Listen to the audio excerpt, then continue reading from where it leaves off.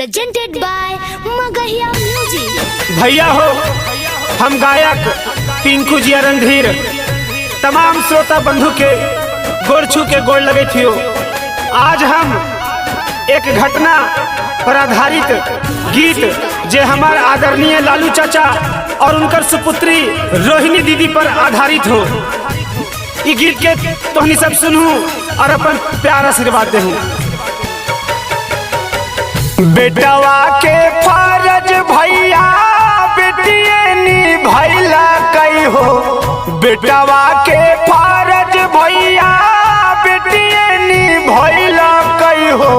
देख के किडनी लालू चाचा के जनवा बचैला कई हो, रोहिणी दीदी लालू चाचा के जनवा बचल कई हो। देख के किडनी लालू चाचा के। लोग कहते हैं कि बेटा भाग्य से होता है, लोग कहते हैं कि बेटा भाग्य से होता है, लेकिन मैं उन लोगों से कहना चाहता हूँ कि बेटा तो भाग्य से होता है, लेकिन बेटी सौभाग्य से होती है।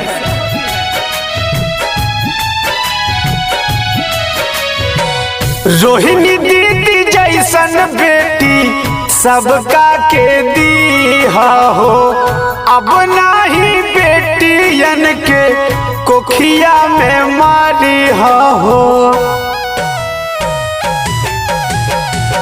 रोहिणी दीदी जैसन बेटी सबका के दी हो, अब नाही बेटियन के कोखिया में मारी हो।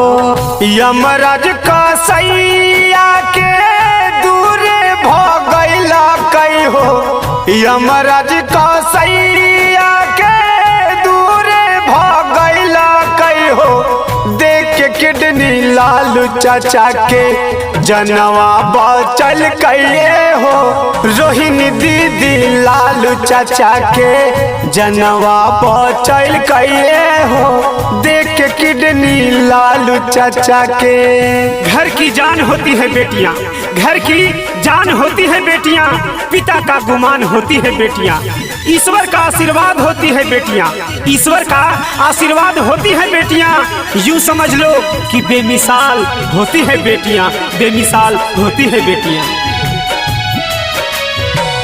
गरीब के मसीहा के बचाई दल कई जाना हो, लालू चाचा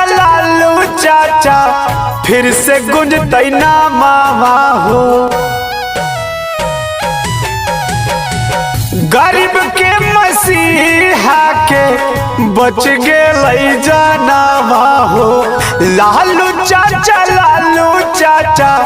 गुंजतै फिर से नामा हो। पिंकू रणधीरवा गाई सबके बतैला कई हो, पीएम बिहारी लिखी सबके जानैला कई हो। देख के किडनी लालू चाचा के जनवा बचैला कई हो, रोहिणी दीदी लालू चाचा के जनवा बचैला कई हो। देख के किडनी लालू चाचा के।